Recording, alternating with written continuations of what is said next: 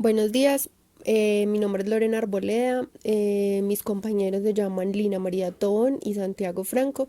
Hoy vamos a hablarles un poco acerca de las enfermedades aerotransportadas, especialmente aspergillosis, que es una enfermedad ocasionada por el hongo que se llama Aspergillus. Bueno, las enfermedades aerotransportadas son las que, como su propio nombre lo indica, se pueden transportar por el aire. Básicamente, cuando una persona infectada habla, tose o estornuda.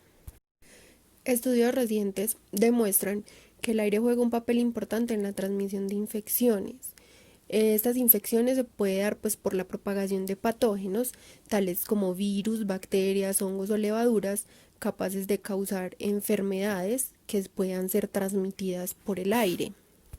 Se sabe entonces que cuando un individuo tose, estornuda o habla, está emitiendo partículas de saliva y mucosa que pueden contener patógenos. Estas partículas aerosolizadas son de diversos tamaños. Algunas de ellas pueden medir menos de 10 micras de diámetro y por lo tanto puede alcanzar la región alveolar. ¿Qué es la región alveolar? Son unas bolsas diminutas ubicadas dentro de los pulmones. En estos alvéolos se produce el intercambio de oxígeno y dióxido de carbono. ¿Entre quién? Entre el pulmón y la sangre durante el proceso de respiración. Entonces las partículas más grandes se asientan rápidamente en las superficies. Obviamente porque son más grandes, entonces por gravedad caen. Pero por el contrario, las partículas más pequeñas tienden a quedar suspendidas en el aire. Además, las partículas sufren un proceso de evaporación, que esto hace que se reduzca su tamaño y las hace lo suficientemente pequeñas para que se queden suspendidas en el aire.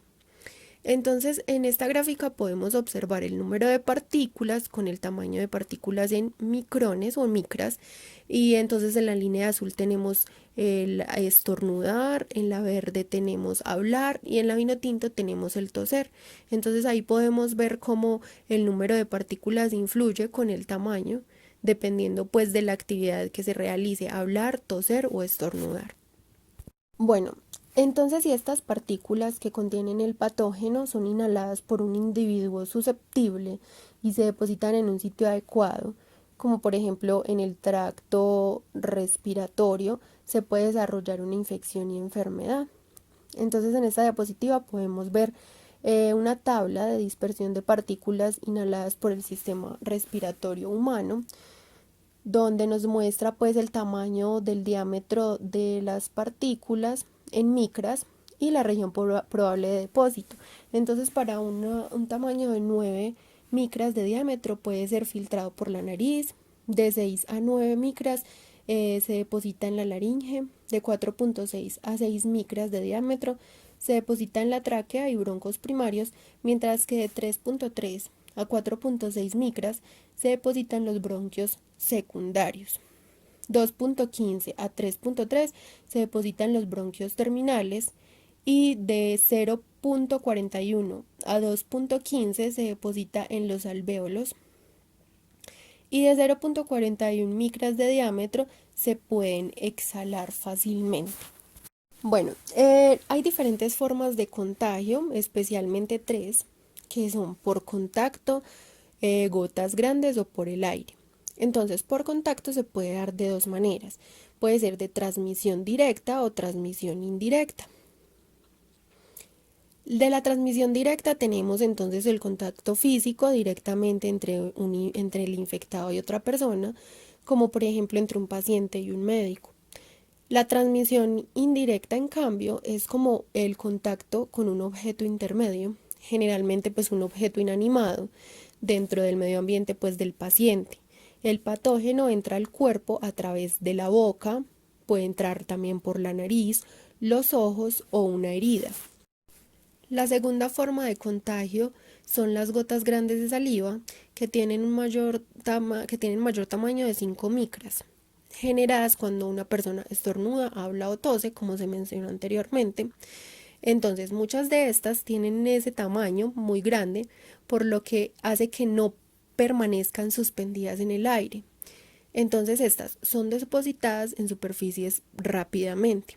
Y para que se pueda generar un contagio, se debe estar a 1 metro de distancia de la persona infectada. Y la otra forma de contagio es por el aire. La transmisión ocurre por la diseminación de microorganismos en forma de aerosol. Estas son partículas menores que 5 micras, que al contrario de las anteriores, estas sí pueden permanecer suspendidas en el aire indefinidamente.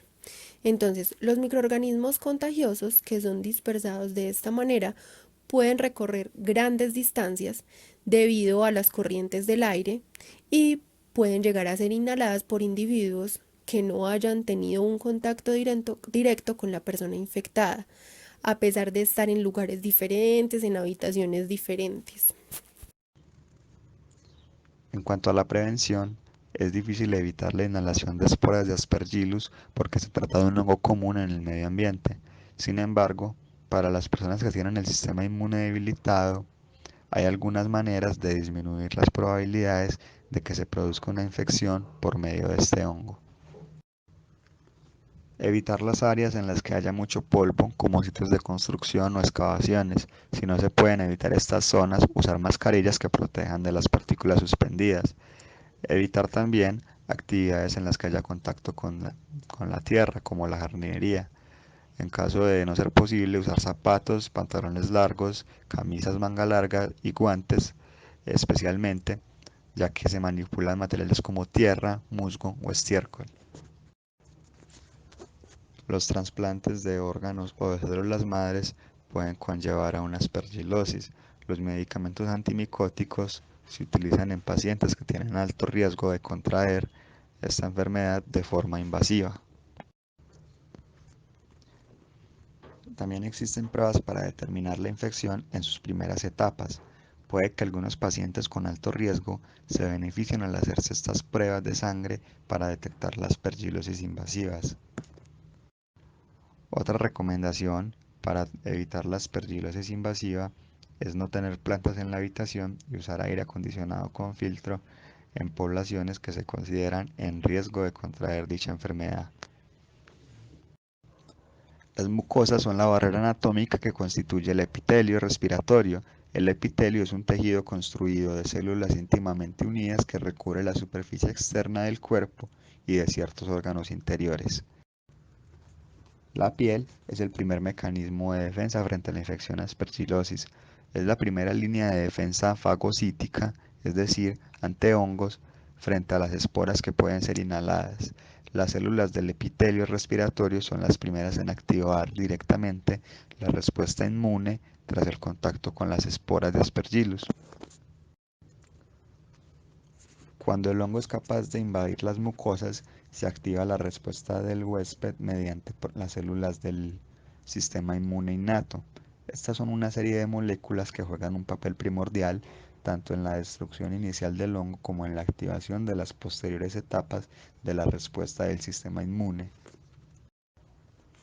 El cuerpo cuenta con el sistema inmune innato y el sistema inmune adaptativo que se encargan de reconocer cuando un microorganismo invasor se encuentra dentro de él. Esto se hace mediante células que liberan proteínas y se encargan de detectar dónde se encuentra el microorganismo. La eliminación del hongo se produce por la acción de ambos sistemas. La aspergilosis. Este término se refiere a todas aquellas enfermedades infecciosas que son causadas por los hongos del género Aspergillus y que provocan problemas en el sistema respiratorio.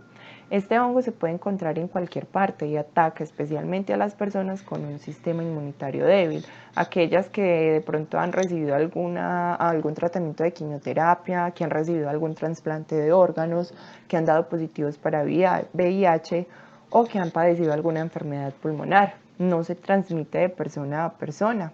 Y de las especies más frecuentes encontradas en los cuadros infecciosos tenemos el Aspergillus fumigatus, Aspergillus flavus y Aspergillus niger. Más adelante vamos a hablar un poco sobre estas especies de hongos. Las esporas de estos hongos son las que ingresan a nuestro cuerpo y al estar en contacto con los tejidos germinan para formar los filamentos invasores denominados hifas. Los efectos de esta enfermedad son variados y van desde tener una simple reacción alérgica hasta graves infecciones pulmonares. Cuando estas infecciones se trasladan a los vasos sanguíneos, provocan una nueva forma de la enfermedad, que es llamada aspergilosis invasiva. Esta enfermedad se caracteriza por formar como unas masas, y estas masitas cuando ingresan al sistema sanguíneo pueden causar, digamos, como trombosis o alguna enfermedad similar. Bueno, ahora entonces el género Aspergillus. Está formado entonces por microorganismos que son capaces de crecer en cualquier tipo de ambiente, como el suelo, la materia en descomposición, el aire a temperaturas de máximo 50 grados centígrados. Son hongos filamentosos, es decir, que están formados por una serie de ramas tubulares llamadas hifas. Se alimentan de material en descomposición y presentan una reproducción asexual. Esto lo hacen a través de la producción de esporas, que son como granos muy pequeños de polen y que son liberadas al medio y transportadas fácilmente por el aire. Tras la germinación de estas se forman entonces lo que dijimos, las hifas, que son la manera invasiva del hongo. Los hongos de este género se aíslan fácilmente en nuestras casas, particularmente en zonas húmedas, como por ejemplo el sótano, los espacios entre las tuberías o cables, en la ropa de cama, en los conductos de ventilación, en las plantas que tenemos como en macetas, el polvo y los condimentos de nuestra cocina, como por ejemplo la pimienta. Hablemos entonces ahora sobre Aspergillus niger. Este es un hongo que produce un moho negro en vegetales. Es muy común en el tomate, en la cebolla, en el limón. Es la especie más común del género Aspergillus y su hábitat natural es el heno o el compostaje. No causa tantas enfermedades como las otras especies de Aspergillus, pero en una alta concentración puede producir alteraciones pulmonares. Aspergillus fumigatus. Es la especie más patógena y es la que más frecuentemente se encuentra en los cuadros clínicos infecciosos. Se puede encontrar en el suelo, en el aire, en el agua, en los alimentos, en las plantas y en materia orgánica en descomposición. Su desarrollo es favorecido por la humedad y por altas temperaturas. Aspergillus flavus se desarrolla sobre granos de cereales como el maíz, el arroz, el maní. Produce unas sustancias tóxicas sobre estos que afectan tanto al ser humano como a los animales. Es un hongo altamente alergénico y se asocia con infecciones de córnea, oídos y nariz. Ahora hablemos entonces sobre el mecanismo de transmisión de los hongos. El ciclo biológico de este hongo es muy simple y esto le da una alta capacidad para producir esporas. Por lo tanto, esto se traduce en una alta concentración en el aire. En ambientes como las construcciones de obras o de remodelación, se eleva considerablemente el número de esporas por metro cúbico en el ambiente. La vía más frecuente de infección es la inhalación de estas esporas y a pesar de que su inhalación a diaria es alta, habitualmente no produce ninguna enfermedad, al ser eliminadas eficientemente por nuestro sistema inmunitario. Sin embargo, en aquellas personas que tienen un sistema inmune bajo, las esporas pueden ingresar al organismo y depositarse en los alveolos. Estos son como unas ramitas pequeñitas en los tubos de aire dentro de los pulmones. Una vez se acumulan allí y dependiendo pues nuevamente de la respuesta inmune de la persona, se puede producir un amplio espectro de enfermedades, tales como las manifestaciones alérgicas y la formación de masas fúngicas.